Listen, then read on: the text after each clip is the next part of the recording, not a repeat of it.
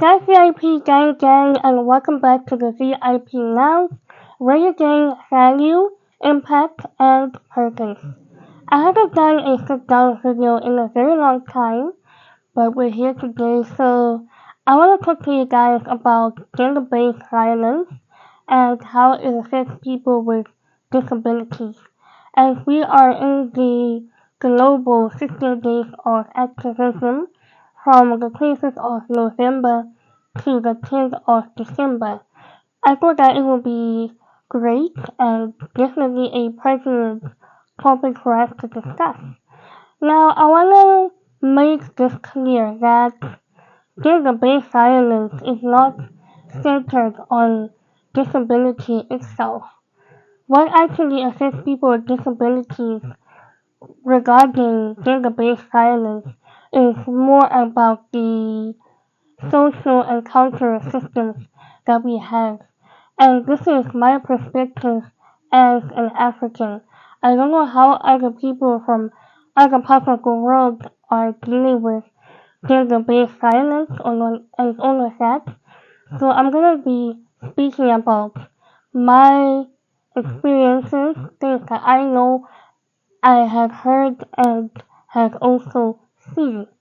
Okay, as a community that is considered a minority group or marginalized, we are often left behind, forgotten, or even ignored sometimes by the general public.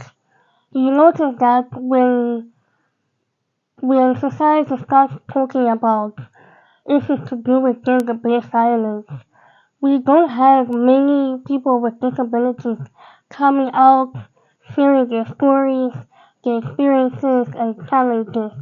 So I thought that it would be good for us to hang out and talk about these issues on my platform as a person with a disability. So generally, people with disabilities have this dependency on other people. It depends with the severity and the type of disability.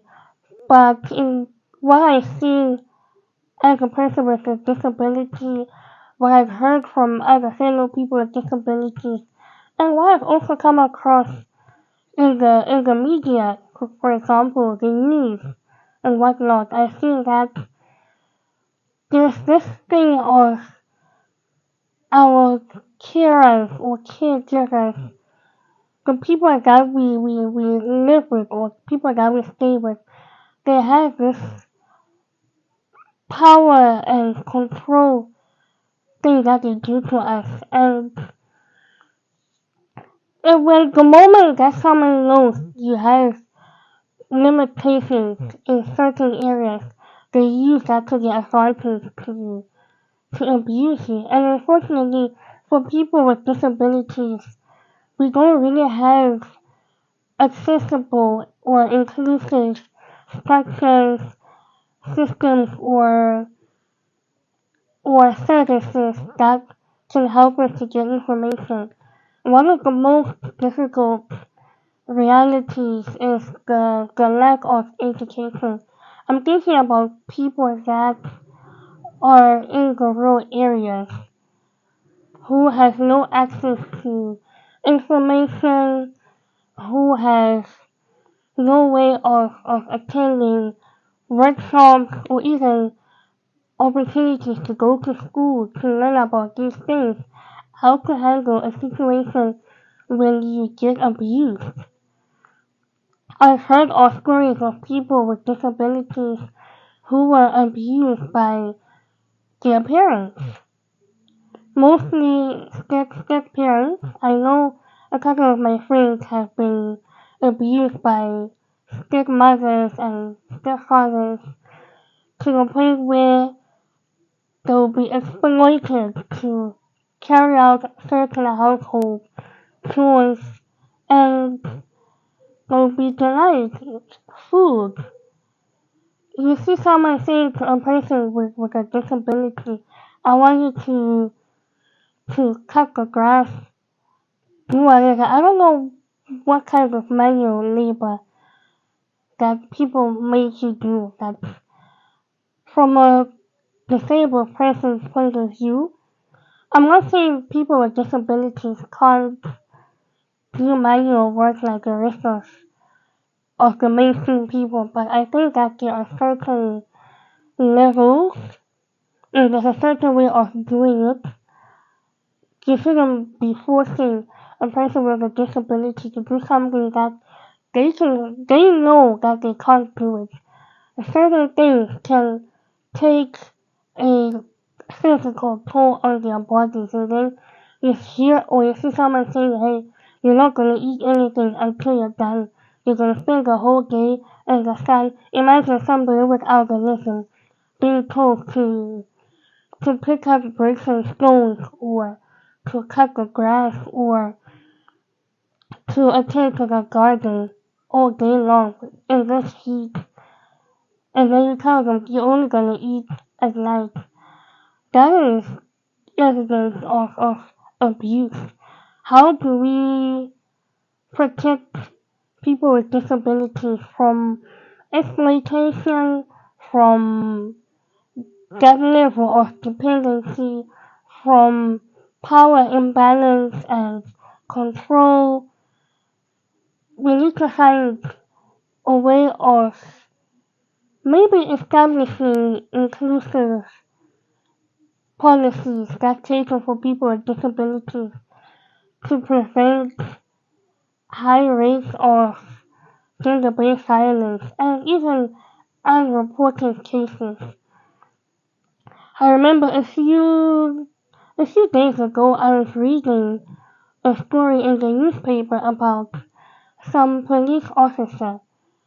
A police officer dared to rape a person with mental health issues because this person mentally and intellectually they don't know and they don't understand that what is happening to them is wrong.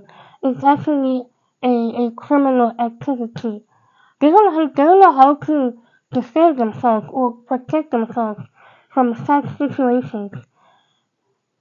So this story got to the media when a stranger, one of the people who was close by, actually noticed that something was going on, and that's when this person saw that this police officer, imagine a person in uniform, was violating a person with a mental disability. That is just really disturbing. It's disgusting. I've also read stories of people that were visually impaired. Yeah, I read a story about a visually impaired person who was forced to do all the cooking, and I think because she was blind, she was taking so long to prepare dinner for everyone, and this person's stepmother went to this person and actually took a hot pan with hot boiling oil and actually threw it on this person, and this person got burnt. I mean, her face, her hands, even parts of her legs. That is definitely criminal activity that needs to be put to a stop. So I'm thinking if we engage with the appropriate stakeholders and talk about establishing inclusive policies that protect people with disabilities from such domestic violence and abuse. And also, we need to find a way of making information accessible. Let us have our documents, our policies put in an accessible format like your braille, your large print, and sign language as well. Let us also find ways of reaching out to people with disabilities and engaging with them, having specific workshops where we can sit down and train them on how to deal with such situations. Because the biggest challenge is we don't know how to handle abuse, how to walk away from it, who to approach for help. And I know there's some people who also don't even have access to a basic home where they can call a toll-free line and report gender-based violence issues.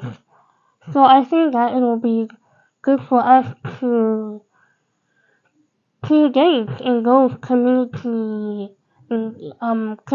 programs, workshops, and it's also good to talk to our children and even our relatives, the people that we are in communities with, our neighbors, people that surround fellow people with disabilities. If you're a parent or a guardian, I think it's also important for you to make time to sit down with your children and just explain to them the importance of staying safe, the importance of reporting.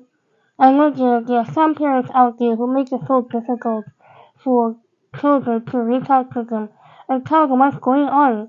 Sometimes you can have those household helpers or domestic helpers or even caregivers who are staying at home with your children, looking after them. And once you're at work, you don't know what's going on at home, you don't know what's happening. Your children can be violated, can be abused, there's rape, there's assault, there's exploitation.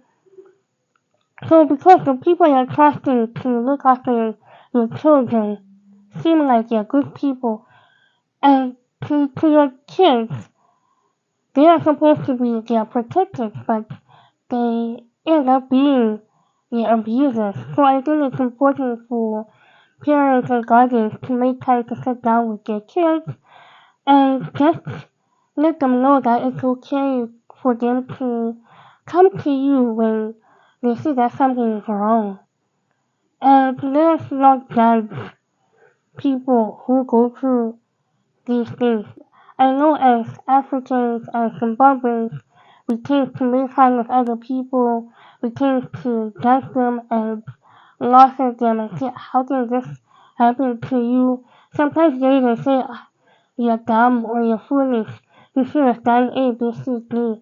So we need to also learn to be sensitive, empathetic, and do our very best to help the next person be safe and have a support system that ensures them safety and love. And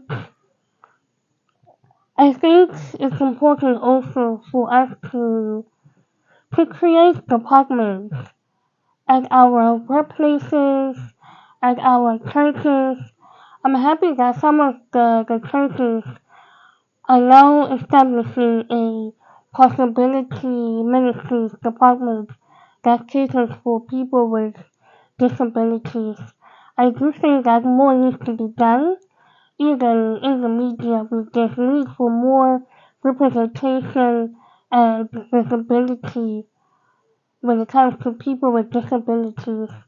And just being able to talk about these issues.